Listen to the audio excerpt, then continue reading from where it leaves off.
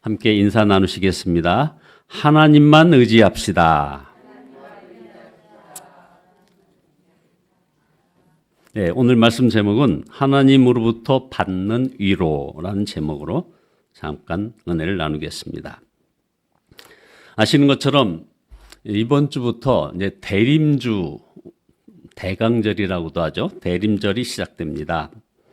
이 대림절은 강보에 쌓여서 이 구유에 누우셨던 예수님께서 다시 오셔서 회복과 구원이 필요한 사람들, 모든 피조물들에게 참 소망과 기쁨을 회복시켜 주실 것을 기대하게 만드는 그런 절기입니다.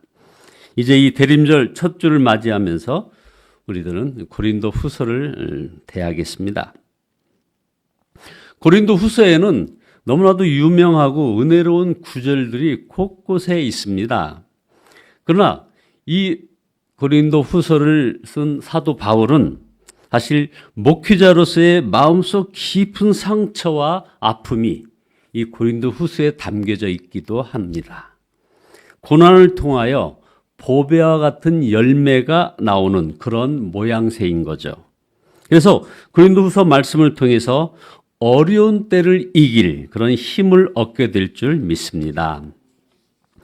이 고린도 후서는 고린도 교회 안의 문제에 대한 대답이었던 고린도 전서와는 달리 사도 바울 자신에 대한 오해, 비난 이거에 대해서 해명하는 그런 편지로 시작됩니다.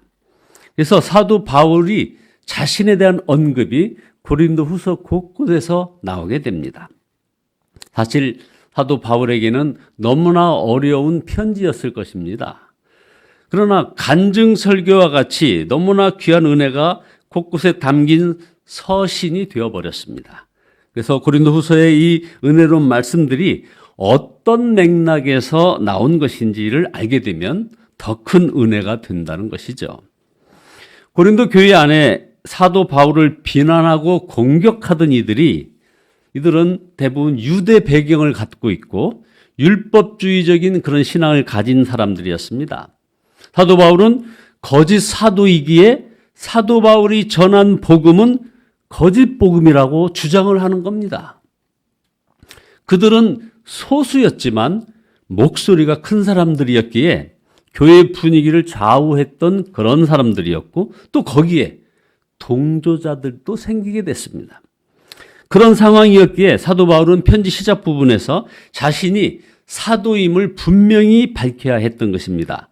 그래서 고린도후서 1장 1절에 하나님의 뜻으로 그리스도 예수의 사도가 된 나 바울 이렇게 명시한 것은 이것은 무슨 사도 바울의 어떤 자존심 때문이 아니라 자신이 전한 복음이 진정한 복음임을 분명히 하기 위해서 했던 것이죠. 그런데 놀라운 것은 이런 상황이었지만 그들을 대하는 사도 바울의 태도는 한결같이 믿음이었고 사랑이었습니다. 그래서 고린도 교회를 하나님의 교회라고 했고 고린도 교회 교인들을 성도라고 했던 것입니다. 그래서 1절 하반절에 보면 고린도에 있는 하나님의 교회와 온 아가야에 있는 모든 성도에게 문안을 한다고 얘기하고 있습니다. 이것은 사도 바울이 고린도 교회를 자신의 눈이 아니라 바로 주님의 눈으로 보고 있음을 말해줍니다. 고린도 교회에 많은 문제가 있고 교인들은 미성숙했지만 교회와 성도들 안에 여전히 함께 하시는 그리고 또 역사하시는 주님을 바라보는 것입니다. 우리도 이 문제 많은 이 세상 사람들, 마음에 들지 않는 어떤 교인들, 변화되지 않는 가족, 이걸 볼 때 예수님의 눈으로 보아야 하는 것입니다. 무슨 교역자의 마음, 교인의 마음, 남편, 아내, 아버지의 마음, 어머니의 마음 안 됩니다. 바로 주님의 마음으로 보아야 합니다. 그러면 받아들일 수 없는 사람이 없고 이기지 못할 시험이 없는 것입니다. 자신이 개척한 교회 교인들로부터 오해와 비난을 받는 사도 바울의 마음이 얼마나 힘들겠습니까? 그럼에도 사도 바울은 주님을 바라보았기에 하나님을 찬양을 합니다. 그래서 3절에 찬송하리로다 그는 우리 주 예수 그리스도의 아버지신 하나님이시여 하면서 찬양을 하고 있는 겁니다. 사도 바울이 믿는 하나님은 먼 곳에 계신 그런 먼 하늘에 계신 하나님이 아니라 언제나 함께 하시는 하나님이셨습니다. 그 하나님으로부터 위로를 받으니 환난 중에도 하나님을 찬양한 것입니다. 고린도후서 1장을 쭉 보니까요. 이 위로하다, 위로라고 명사든 동사든 이게 무려 28번이나 나옵니다.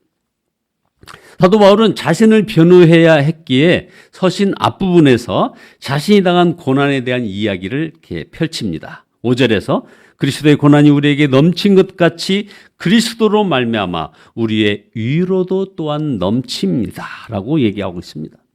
그러니까 그리스도의 고난이 우리에게 넘치는 것 같이라는 이 말은 예수님을 믿고 주님을 증거하려면 고난이 닥친다는 말입니다. 주님을 증거하면 할수록 고난은 더 커집니다. 그런데 그러기만 하면 누구도 예수님의 부활의 복음을 전할 사람은 없을 것입니다. 고난만 넘치는 것이 아니라 그리스도로 말미암아 위로가 넘친다고 했습니다. 주님의 위로를 우리 주님께서 허락하신다는 것이죠. 그래서 고난을 넉넉히 이긴다는 것입니다. 고난이 크면 위로도 크다는 것이죠. 여러분, 스데반이 부활의 주님을 증거하다가 돌에 맞아 순교할 때에 보좌에 앉으신 하나님, 그리고 서서 내려다보시는 예수님을 보지 않았습니까? 고린도후서 1장 8절 9절에서 사도 바울은 아시아에서 힘에 겹도록 심한 고난을 당하여 살 소망까지 끊어지고 그리고 사형 선고를 받은 줄로 알았다고 했습니다. 그때 하나님께서 환난에서 사도 바울을 건져주셨는데 사도 바울이 주님께 이런 질문을 한 것 같습니다. 하나님께서 왜 나를 이처럼 심한 고난과 절망과 죽음의 문턱에까지 몰아넣으시는 겁니까? 이렇게 질문하였던 것 같습니다. 그래서 그에 대한 답이 바로 9절이 아닌가 생각합니다. 그렇게 된 것은 우리 자신을 의지하지 않고 죽은 사람을 살리시는 하나님을 의지하게 하려 하심이라. 이것이 고난당할 때 우리에게 주신 하나님의 답입니다. 환난이 우리를 더 강하게 한다는 것입니다. 자신을 의지하지 않고 죽은 사람을 살리시는 하나님을 의지하게 하려고 환난도 있다는 것을 깨닫고 나니 앞으로 닥칠 어려움에 대한 두려움이 사라져버렸습니다. 10절에 그가 이같이 큰 사망에서 우리를 건지셨고 또 건지실 것이며 이후에도 건지시기를 그에게 바라노라. 그런데 사도 바울은 그 희망이 자신만이 아니라 당시 교회와 성도들을 위한 그런 희망임을 알았습니다. 예수님을 믿고 전하면 고난을 당할 수밖에 없지만 주님은 넉넉히 이길 위로를 주신다는 것을 사도 바울을 보고 확신할 수 있게 되었기 때문입니다. 그래서 사도들은 환난이나 시험이 닥칠 때 오히려 즐거워하고 기뻐하라 하신 것입니다. 로마서 5장 3절 4절에 보면 우리가 환난 중에도 즐거워하나니 이는 환난은 인내를, 인내는 연단을, 연단은 소망을 이루는 줄 알미로라. 야고보서 1장 2절에도 내 형제들아 너희가 여러 가지 시험을 당하거든 온전히 기쁘게 여기라. 우리의 삶은 사실 말할 수 없을 만큼 어려움의 연속인 것입니다. 그런데 그런 어려움 때문인지 믿어지지 않을 만큼 믿음의 용사들이 곳곳에서 많이 일어나고 있습니다. 환난은 주 안에 있는 우리를 망하게 하는 것이 아님이 분명합니다. 오히려 더 강하게 하는 것입니다. 루스 우스터만이라는 화가가 있는데요. 이분은 아이들이 벽에다가 이 낙서를 하면은 막 혼내지 않고서 그냥 마음대로 낙서를 하게 내버려 두었다고 합니다. 그러고서는 아이들이 낙서를 한 데다가 색깔을 입혀 나가는 겁니다. 그러면 아름답고 멋있는 한 편의 그림이 탄생하는 것입니다. 물론 화가니까 그렇게 할 수 있겠죠. 이것을 어떤 목사님은 이 이야기를 요셉에다가 적용을 했습니다. 하나님은 낙서를 작품으로 만드실 수 있는 분이다. 하나님은 그것을 선으로 바꾸사라는 창세기 50장 20절 말씀을 인용하면서 사람들이 요셉의 그림을 망쳐놓았다. 요셉의 형제들, 미디안 상인들, 보디발과 그의 아내 등 이로 인해 요셉의 인생 그림이 엉망이 되었다. 그런데 하나님께서 망쳐진 요셉의 인생 그림을 멋있게 바꾸셨다. 여러분, 아주 중요한 적용을 저와 여러분에게도 한번 해보겠습니다. 여러분, 누군가가 여러분의 인생 그림을 엉망으로 만들어 놓았습니까? 여러분의 인생을 엉망으로 만든 사람만 원망하지 말고 낙서투성이인 우리 인생을 멋진 작품으로 만드실 하나님을 믿어야 합니다. 요셉이 그랬고요. 모세도 그랬습니다. 그리고 한나도 그랬고 다윗도 그랬습니다. 환난 중에라도 그리고 우리 어떤 고난과 질병 가운데서라도 그 한 사람이라도 옆에 있어주면 얼마든지 우리가 견뎌낼 수 있지 않습니까?